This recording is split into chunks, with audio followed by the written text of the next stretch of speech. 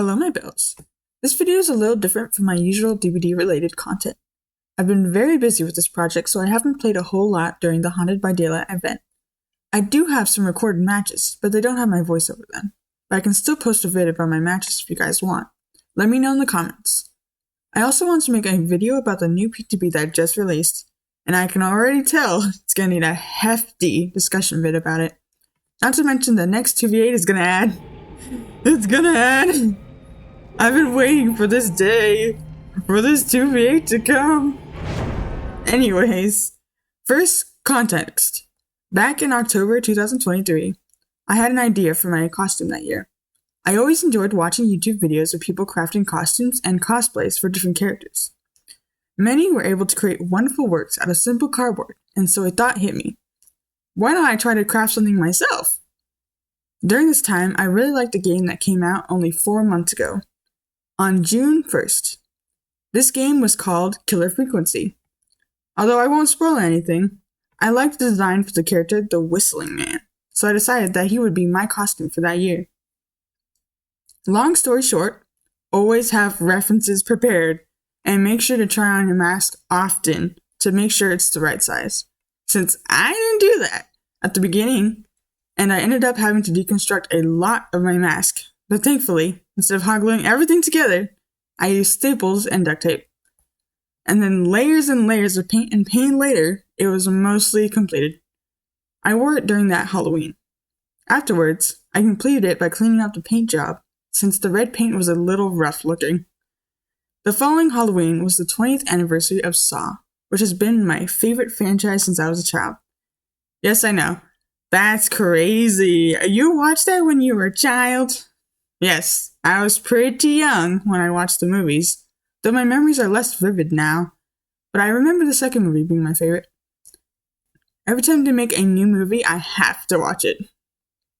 Getting sidetracked, but I was working on a Billy the Puppet mask that year to celebrate the anniversary. However, I started working on it pretty late during that month, so I was unable to finish on time. For Halloween, I wore my Whistling Man mask again, but thankfully, I was trick-or-treating in a different neighborhood with my friends. After Halloween, I kind of lost all motivation to complete my mask. I think it was mostly because I was trying to make a movable mouth, which was a big step for someone who has only made one mask so far. Not only that, but I wasn't happy with how it was coming out, since I was rushing too much to try to finish it. Fast forward to this late September, early October, I had been brainstorming and came up with an idea for the mouth by using 2 elastic strings, which ended up being 3, to make the mouth move. I reworked the design for the mouth by adding more cardboard pieces to it and adding onto the nose to give it more of that hook-like look that the character has.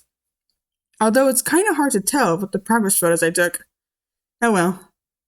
The inner part of the mouth, I placed these flaps that would hold the jaw by attaching the elastic strings to both the flaps and the hidden corners of the jaw. After some test runs, it worked. Mostly. The only issue was the weight of the mask, so I had to add an extra piece to the head strap.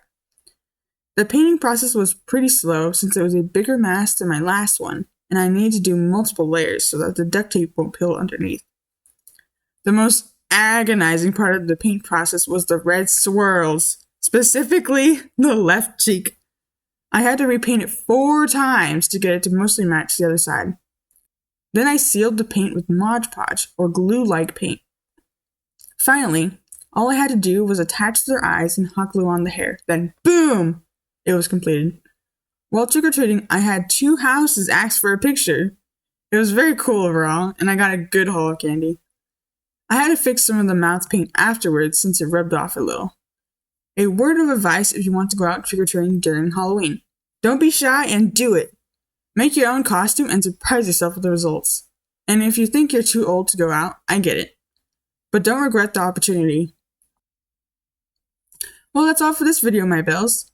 I'll be posting my regular DBD videos, but occasionally, I might post a vid about a project like this sometimes. Update on Twitch. I've been trying to set up my game audio, but it would not record, or vice versa with my mic, so it's been frustrating. But I'll keep trying to fix it in stream soon. Hopefully, at least. But as always, jingle on, gamers!